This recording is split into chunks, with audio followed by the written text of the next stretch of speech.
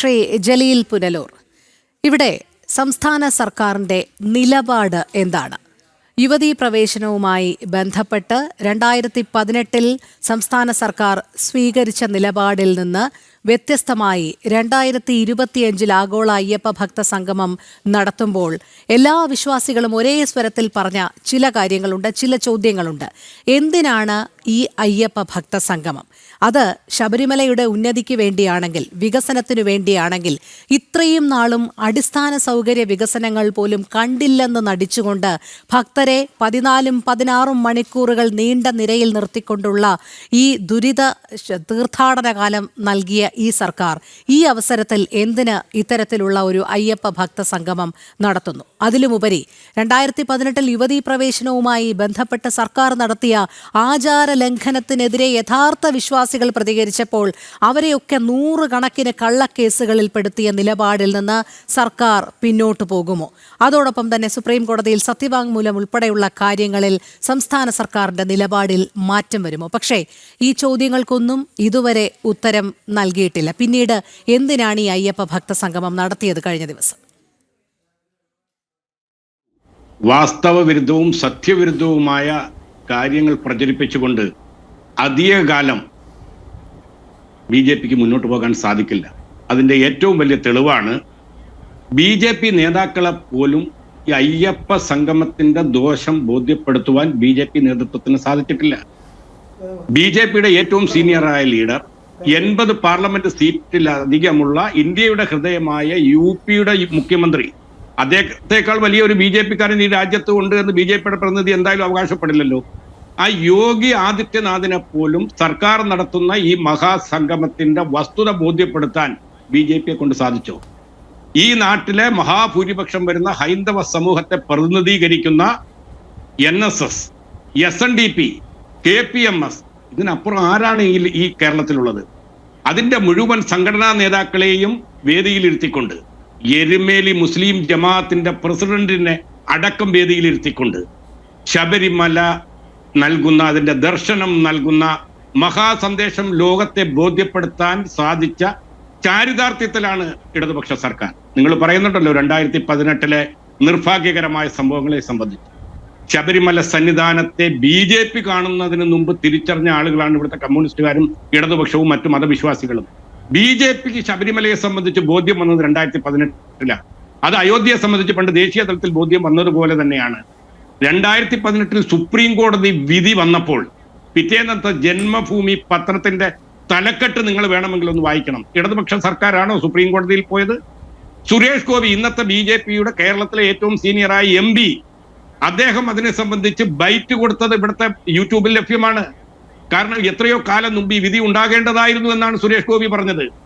അപ്പോൾ ഇടതുപക്ഷ സർക്കാരിന് സുപ്രീം കോടതി വിധി നടപ്പിലാക്കാൻ ബാധ്യപ്പെട്ട സർക്കാർ ആ നടപടിയുമായി മുന്നോട്ട് പോയപ്പോൾ ഭക്തജനങ്ങളെ ഇളക്കി വിട്ടുകൊണ്ട് ഈ നാട്ടിൽ അരാജകത്വം വിതച്ചുകൊണ്ട് മറ്റൊരു അയോധ്യ സൃഷ്ടിക്കാൻ BJP ശ്രമിച്ചു. അതുകൊണ്ടാണോ ശ്രീ ജലീൽ രാത്രിയുടെ മറവിൽ പോലീസ് സഹായത്തോടെ ആക്ടിവിസ്റ്റുകളെ കയറ്റിയത്? അവിടെ ഏത് സ്ത്രീ വിശ്വാസിയാണ് തങ്ങൾക്ക് മല ചവിട്ടണം, സന്നിധാനത്തെത്തണം, അയ്യനെ തൊഴണം എന്ന് പറഞ്ഞുകൊണ്ടുവന്നത്? ഏതെങ്കിലും ഒരു അയ്യപ്പ ഭക്ത ഇന്നുവരെ ഇക്കാലയളവിൽ എവിടെയെങ്കിലും തങ്ങൾക്ക് അല്ലെങ്കിൽ അനുശാസിക്കുന്ന പ്രായപരിധിക്കുള്ളിൽ നിന്നുകൊണ്ട് തങ്ങൾക്ക് വരണം എന്ന് പറഞ്ഞുകൊണ്ട് എത്തിച്ചേർന്നു? ആ വന്ന 2 സ്ത്രീകളും ആക്ടിവിസ്റ്റുകളല്ലായിരുന്നു? അവരെ അവിടേക്ക് എത്തിച്ചത് പോലീസിന്റെ സഹായത്തോടെയല്ലേ, രാത്രിയുടെ മറവിലല്ലേ? അപ്പോൾ അതെന്താണ് സർക്കാർ നിലപാട്? ശബരിമലയെ സംബന്ധിച്ചും അതിന്റെ ആചാരങ്ങളെ സംബന്ധിച്ചും ഒന്നൊരു തർക്കത്തിന് ഞാനില്ല. കാരണം ആ ആചാരങ്ങളെയൊക്കെ മാനിക്കുകയും ബഹുമാനിക്കുകയും ആദരിക്കുകയും ചെയ്യുന്ന ഒരാളാണ് ഞാനും, ഒരുപക്ഷെ ഇടതുപക്ഷ പ്രവർത്തകരും. പക്ഷെ സുപ്രീം കോടതി വിധി ഉണ്ടായാൽ ആ സുപ്രീം കോടതിയുടെ മറവിൽ എവിടെയെങ്കിലും കിടക്കുന്ന നിങ്ങൾ ഈ പറയപ്പെടുന്ന 1-2 സ്ത്രീകളെ അവിടെ ആരെങ്കിലും കൊണ്ടുവന്നാൽ പോലീസിന് നിയമപരമായി ആരെങ്കിലും അല്ല സർ കൊണ്ടുവന്നത്, സംസ്ഥാന സർക്കാരിന്റെ ഒത്താശയോടുകൂടി തന്നെയാണ്. 1-2 സ്ത്രീകളെ ശബരിമലയിൽ കൊണ്ടുവന്നത് ആരാണ്? ഇടതുപക്ഷ സർക്കാരാ?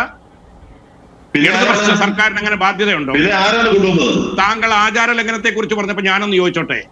ശബരിമലയിലെ ആചാരം ഞാൻ പഠിച്ചിട്ടുള്ളത് 41 ദിവസം വ്രതം ആചരിച്ചിട്ടാണ് അയ്യപ്പ ഭക്തൻ ശബരിമല പടി ചവിട്ടേണ്ടത്. ഈ 2018 കലാപകാലത്ത് ഞാനൊന്ന് ഒരു ദിവസം പോലും വ്രതമെടുത്ത് ശബരിമല തയ്യാറാകാത്ത സഖാക്കന്മാർക്ക് എങ്ങനെയാണ് ശബരിമല ആചാരങ്ങളെ കുറിച്ച് പറയാനുള്ള? അല്ല, വത്സൻ തില്ലങ്കേരിയാണ് സന്നിധാനത്ത് പൃഷ്ഠം പുറത്ത് കാണിച്ചുകൊണ്ട് ഹിന്ദുവിനെയും സർക്കാർ പ്രിവിലേജോടുകൂടി നിങ്ങള്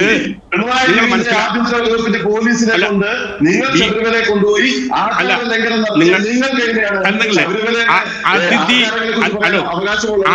താങ്കൾ 2 പ്രാവശ്യം സുദീർഘമായ സംഭാഷണം നടത്തിയപ്പോൾ ഞാൻ ക്ഷമയോടെ കേട്ടിരുന്നവനാണ്.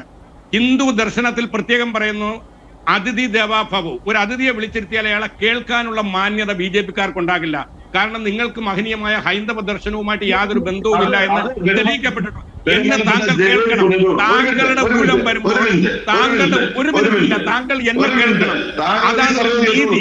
അതിഥി ദേവോ ഭവ എന്ന് പറയുന്നത് ഞങ്ങൾക്ക് നല്ല വിശ്വാസമുള്ള. ഇന്നലെ കൈരളി ചാനലിൽ ഞാൻ പോയിരുന്നു. ഒരു നിമിഷം പോലും തരാതെ, പറയാൻ വേണ്ടിയിട്ട് ഒരു നിമിഷം പോലും തരാതെ ഇടപെട്ട് അലങ്കോലപ്പെടുത്തിയ ഒരു കൈരളി ചാനലിന്റെ പ്രതിനിധിയാണെന്ന് പറഞ്ഞത്. ജനം ചാനലിന് ഇത്രയും സമയം നിങ്ങൾക്ക് വേണ്ടി അവസരം തന്നിട്ടുണ്ടെങ്കിൽ ഞാൻ ബഹുമാനപ്പെട്ട ജനം ചാനലിനെ അഭിനന്ദിക്കുകയാണ്. നിങ്ങളുടെ അതിഥി ഞാൻ അംഗീകരിക്കുക.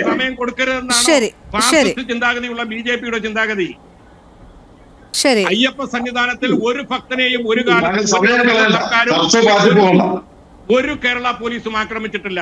എന്നാൽ അയ്യപ്പ ഭക്തിയുടെ മറവ് പിടിച്ചുകൊണ്ട് ക്രിമിനൽ ആക്ടിവിസം നടത്തിയിട്ടുള്ള BJP-ക്കാർക്കെതിരായിട്ട് നിയമപരമായ കേസുകൾ എടുത്തിട്ടുണ്ട്, നടപടികളുമായിട്ട് മുന്നോട്ട് പോയിട്ടുണ്ട്. അവിടെ ജലീൽ പുനലൂർ, ഇവിടെ നാമജപം നടത്തിയ സ്ത്രീകളെ ഉൾപ്പെടെ കേസിൽ ഉൾപ്പെടുത്തിയത് എങ്ങനെയാണ്? അവിടെ BJP പ്രവർത്തകർ എന്നുള്ള ഒരു ലേബലിലേ അല്ല ശബരിമലയിൽ നാമജപം നടന്നത്. സാധാരണക്കാരായ അയ്യപ്പ ഭക്തരായിരുന്നു എന്ന് മാത്രമല്ല, നാട് മുഴുവൻ ആ സമരത്തിൽ പങ്കുകൊണ്ടുകൊണ്ടാണ് നാമജപ ഘോഷയാത്ര ഉൾപ്പെടെ സംസ്ഥാനത്തൊട്ടാകെ അന്ന് നടത്തിയത്. അവർക്കെതിരെയൊക്കെ കേസെടുക്കുന്ന ഒരു സമീപനമല്ലായിരുന്നു സ്വീകരിച്ചത്. അപ്പോൾ BJP-ക്കാർക്കെതിരെ മാത്രമാണ്, കലാപം സൃഷ്ടിക്കാൻ വന്ന BJP-ക്കാർക്കെതിരെ മാത്രമാണ് തങ്ങൾ കേസെടുത്തത് എന്നെങ്ങനെ പറയാൻ കഴിയും? സഹോദരി ഒന്ന് മറുപടി പറഞ്ഞോട്ടെ. ഇവിടെ ജമാഅത്തെ ഇസ്ലാമിയും പോപ്പുലർ ഫ്രണ്ടും ഇന്നും ആരോപിക്കുന്ന ഒരു വലിയ വാർത്തയുണ്ട്. CAA NRC വിരുദ്ധ ആ പ്രക്ഷോഭ കാലത്ത് കേരളത്തിലെ മുസ്ലിം സംഘടനകൾ നടത്തിയിട്ടുള്ള മുഴുവൻ സമരങ്ങൾക്കെതിരെയും 100 കണക്കായ കേസുകൾ കേരളത്തിന്റെ വിവിധ പോലീസ് സ്റ്റേഷനുകൾ ചാർജ് ചെയ്തിട്ടുണ്ട്. ഏറ്റവും ഒടുവിൽ തിരുവനന്തപുരം സെക്രട്ടേറിയറ്റിന്റെ മുമ്പിൽ ഈ കാവ്യവൽക്കരണത്തിനെതിരായിട്ട് സമരം നടത്തിയതിൽ 1ാം പ്രതിയായ ഒരാളാണ് ഈ പറയപ്പെടുന്ന ജലീൽ പുനലൂർ. അത് ഇടതുപക്ഷത്തിന് കാവ്യവൽക്കരണത്തോടുള്ള സമീപനം കൊണ്ടാണോ, അല്ലെങ്കിൽ CAA വിരുദ്ധ സമീപനത്തോടുള്ള താല്പര്യം കൊണ്ടാണോ ഇടതുപക്ഷത്തിന്റെ? അപ്പോൾ ജമാഅത്തെ ഇസ്ലാമിയും പോപ്പുലർ ഫ്രണ്ട് പറയുന്നതും BJP പറയുന്നതും ഈ രാജ്യത്തെ നിയമവ്യവസ്ഥക്കെതിരാണ്. ഈ നാട്ടിൽ റോഡ് ബ്ലോക്ക് ചെയ്തുകൊണ്ട്, പൊതുരംഗത്ത് തടസ്സം സൃഷ്ടിച്ചുകൊണ്ട്, ഗതാഗതത്തിന് തടസ്സം സൃഷ്ടിച്ചുകൊണ്ട് ആര് സമരം നടത്തിയിട്ടുണ്ടെങ്കിലും കേസെടുത്തിട്ടുണ്ട്. കടകംപള്ളി സുരേന്ദ്രൻ നോമിനേഷൻ കൊടുക്കാൻ പോയപ്പോൾ 25 കേസിൽ ജാമ്യമെടുത്ത പ്രതിയാ. അദ്ദേഹം കൊലക്കുറ്റം ചെയ്തിട്ടല്ല. തിരുവനന്തപുരം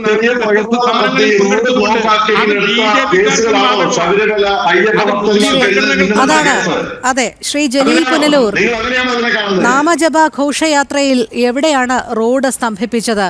അന്ന് CAA വിരുദ്ധ സമരം നടന്നപ്പോൾ തിരുവനന്തപുരം രാജ്ഭവന് മുന്നിൽ ആ വെള്ളയമ്പലം ജംഗ്ഷൻ മണിക്കൂറുകളോളം നിശ്ചലമായിരുന്നു. തുടർന്ന് തിരുവനന്തപുരം ജില്ലയിലെ എല്ലാ റോഡുകളും നിശ്ചലമാകുന്ന കാഴ്ചയാണ് നമ്മൾ കണ്ടത്. സ്ത്രീകളടക്കം പൊതുനിരത്തിൽ പായ വിരിച്ച് കിടക്കുന്ന ഒരു സാഹചര്യമാണ് ഉണ്ടായത്. ഏറ്റവും തിരക്കേറിയ റോഡും തലസ്ഥാന ജില്ലയെയും സ്തംഭിപ്പിക്കുന്ന സാഹചര്യത്തിലേക്ക് അന്ന് അത് കൊണ്ടുചെന്നെത്തിച്ചു. പിന്നീട് എങ്ങനെയാണ് അതും നാമജപ ഘോഷയാത്രയും തമ്മിലുള്ള ഈ താരതമ്യം ചെയ്യൽ?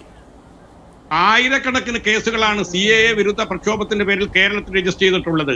സർക്കാരിനെതിരായിട്ട് പൊതുമുതൽ നശിപ്പിച്ചതടക്കമുണ്ട് വകുപ്പുകൾ, അതുകൂടി എടുത്തു പറയാം.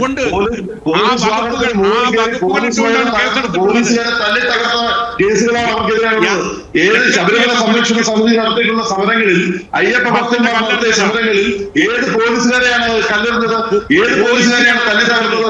ഏത് പോലീസാണ് ആക്രമണം നടന്നത്? എവിടെ നടന്നു? പോലീസാണ് ആക്രമിച്ചിട്ടുള്ളത്. സമരപ്പന്തലിൽ അയ്യപ്പ ഭക്തന്മാരെ തല്ലുന്ന വീഡിയോ ഇപ്പോഴും പ്രചരിക്കുന്നുണ്ട്.